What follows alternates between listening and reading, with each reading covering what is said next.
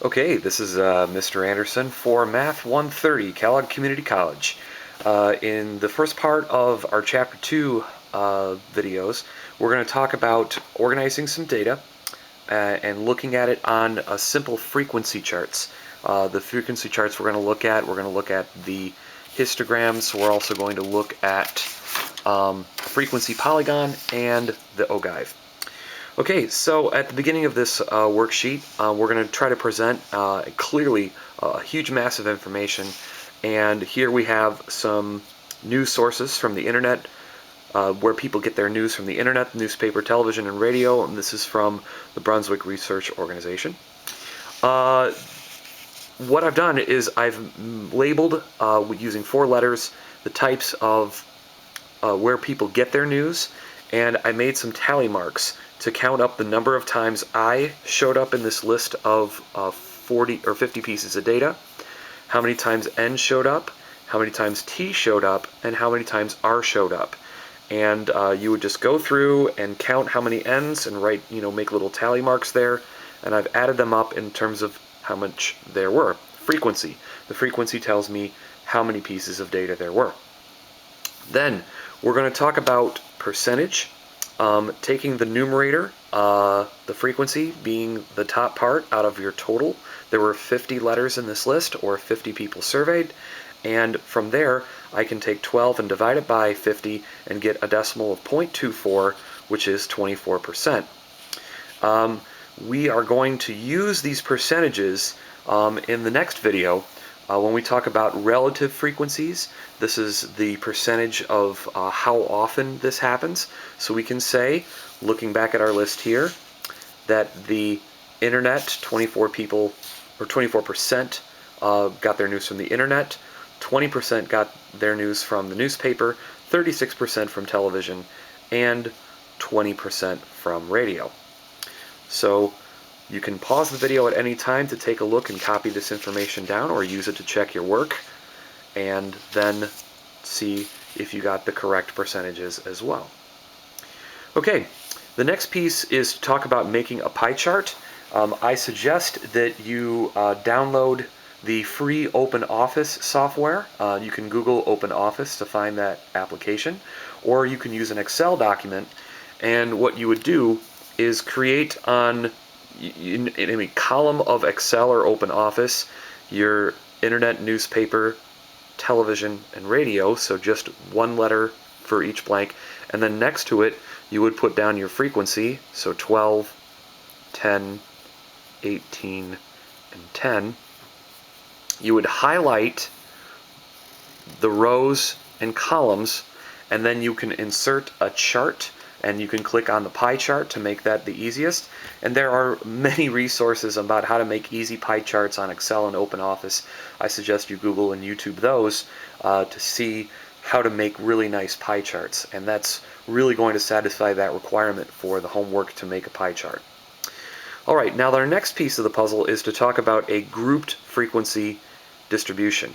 And there are some steps here, and I do have an answer key written here, but I will show this to you live because we have a set of data that talks about the state gasoline taxes. They've chosen, there are a bunch of states, they're not labeled, but this is how much they charge per gallon of gasoline, how much is taxed on that. So we're going to take a look and see, what's about the normal amount per state with this small sample of data. Now the first thing you need to do is find your maximum and minimum, or high-low, and then the range, or high minus low. Now we're going to use that to chop up the data into certain clumps, and those clumps will tell us how wide each range should be. I mean, is the range going to be 10 units wide, 5 units wide, 1 unit wide when we make our histograms? Well, if you look through the data that you can download from the Moodle page, you'll find out that the minimum is 7.5 cents per gallon, and the maximum was 31.5 cents per gallon. Now, if you subtract the two, the range is your max minus min, or high minus low. That will give you an answer of 24. So the range between the lowest amount and highest amount is 24 cents. The lowest state charged 7.5 cents per gallon, and the highest state charged 31.5 cents per gallon. Now, we want to make a histogram that will have 5 bars, so 5 widths of measure. Now, you'll always know, or will be given in your problem, how many cases you will need.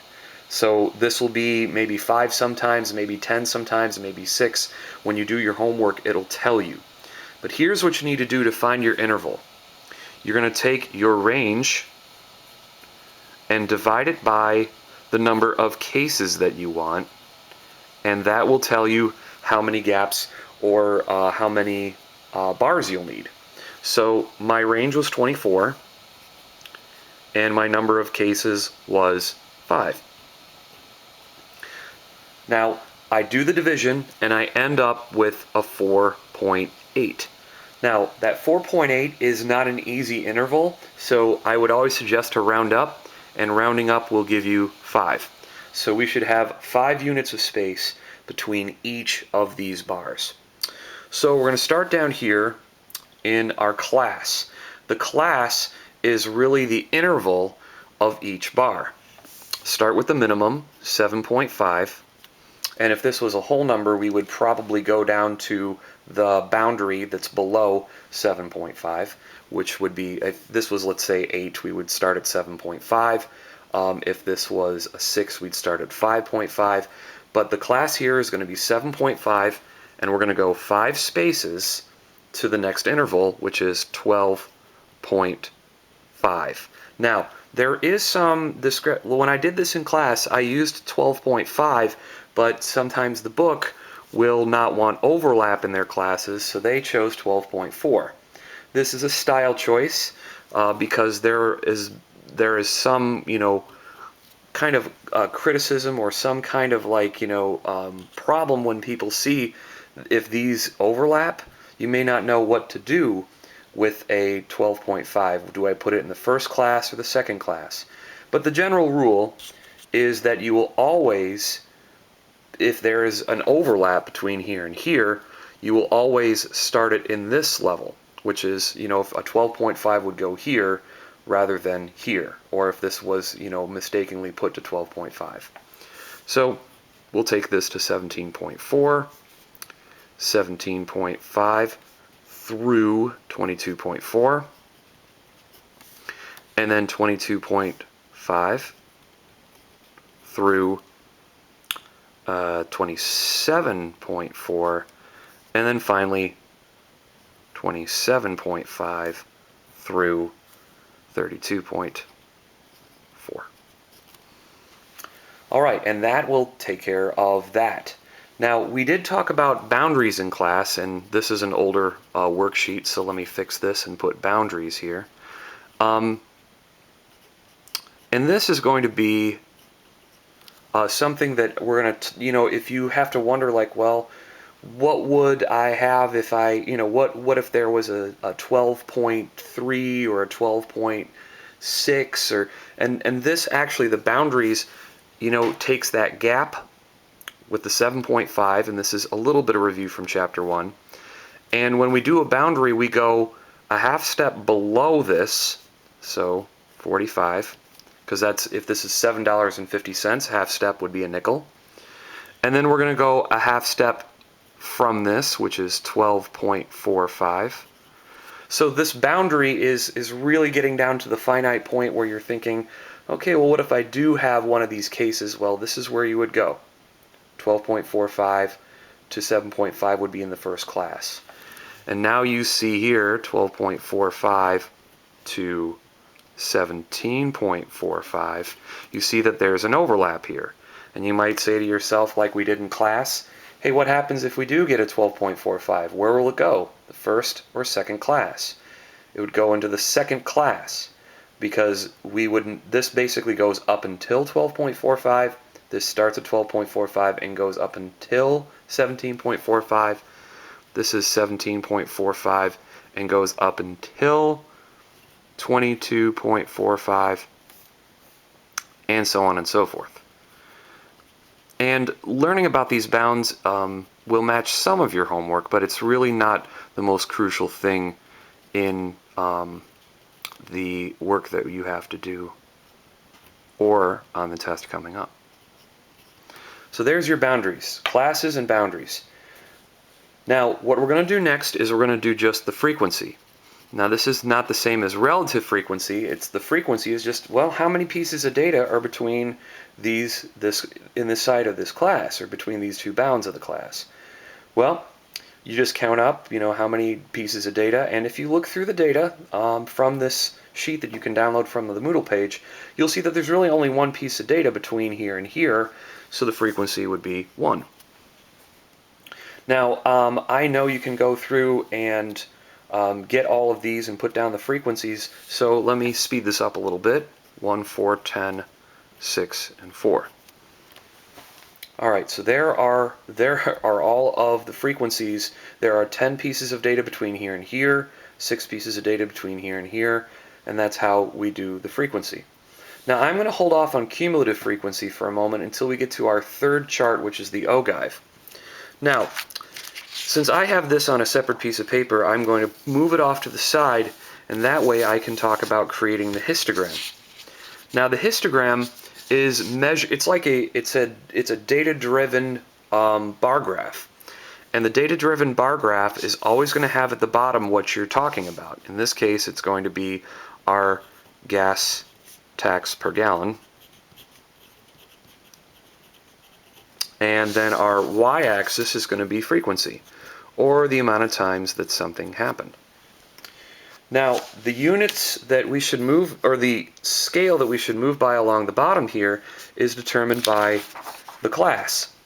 The class, which went from 7.5 and up by 5s each time, is going to be where we start on our x-axis. 7.5, 12.5, 17.5, 22.5, 27.5, and leaving off with 32.5.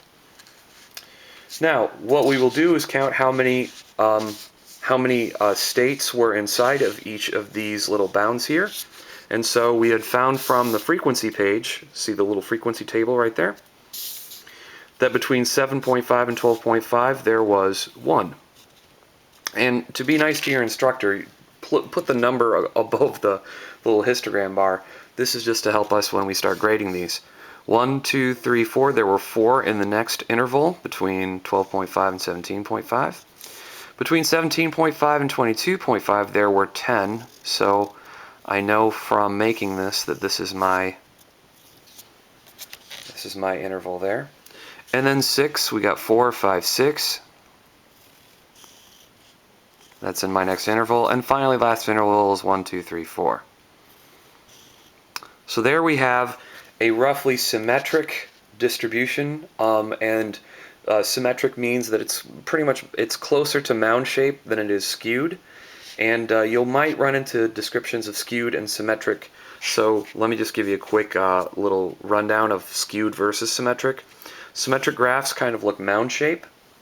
This is a piece of data that's skewed to the right, where most of it's on the left, but there's a tail or a trail to the right. And then this here would be skewed to the left. Skewed, it might help to think of skewed or stretched to the left if you're just pulling that in that way. That is another way to describe histograms. But as you'll see, this is very much, it's more symmetric than it is skewed in one direction or the other. Okay, the frequency polygon. Now the frequency polygon is going to use these frequencies here, but this is going to resemble more of a mountain than it will actually resemble a bar graph. Now, what's tricky about the frequency polygon is that you're going to need to find the medians of each case for the x-axis. See, the x-axis is still in terms of gas tax per gallon. But what you'll need to do is you'll need to find the median of this class, 7.5 to 12.4, and then when you find that median of that class, then you will put that value here. Now, what's a little bit more difficult about using this chart because in class, I must admit in class, I used this chart using, instead of to 12.4 to 12.5, because this makes it a lot easier to find the medians. If you add these two numbers up, you'll get a total of 20. And then you divide by 2, you get the median of 10. And that will help you in terms of finding what this x-axis is by the frequency polygon. So check this out. You add up the next two, this plus this divided by 2, and you'll get this plus this is 30, and then 30 divided by 2 is 15. 17.5, 22.5, add that up. That adds up to 40. Divide by 2, that makes it 20. Some of you have noticed that, hey, this is going up by 5s, and yeah, you're right. You can see that the gap that we created from the cases will be exactly the same gap as it was up above. There's a 5-unit difference between here and here. There's a 5-unit difference between here and here. So now what do? We take our frequency, 1, 4, 10, 6, and 4, and we put those above those numbers. 1, 1, 2, 3, 4. So what this is telling us is there's roughly 4 states that have about a 15% tax per dollar, and then there are roughly 10 states that have a 20-cent tax per dollar, and then we have 15 states, sorry, not 15, sorry, 6 states, 1, 2, 3, 4, 5, 6, and then we go back to 4 again. Now you would connect these dots to show the trend,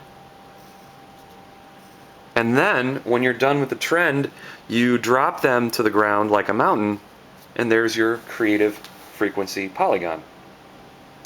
All right, we got one more to go. Got one more to go, and that's the ogive. Now the ogive is a cool cumulative frequency.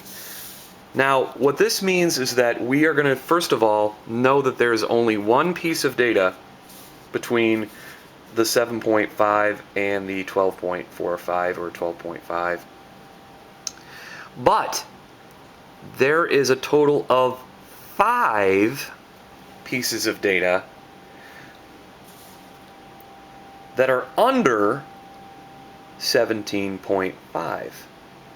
Alright, so what I'm doing is I'm actually adding up these numbers to get to this total. So there are 15 states under 22.5. There are 21 states under 27.5, and there are 25 states under 32.5. To review, I'm taking the number on the frequency, adding up the number below it to get to this total. 1 plus 4 is 5. 1 plus 4 plus 10 is 15. 1 plus 4 plus 6 is 21. 1 plus 4 plus 10 plus 6 plus 4 is 25. So there is one state that is less than 12.5. And there are 5 states that are less than 17.5. And then are 15 states that are less than 22.5. And instead of writing the words less than, you can use the less than symbol that points to the left. And you can say there are 21 states that are less than 27.5. And then there are 25, or all of the states in the survey are less than 32.5. Sorry, those got a little close there.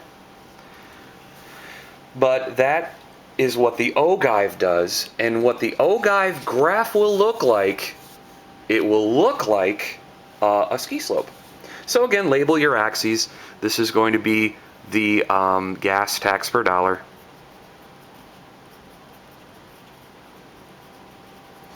And on the left-hand side here, we're going to have our cumulative frequency.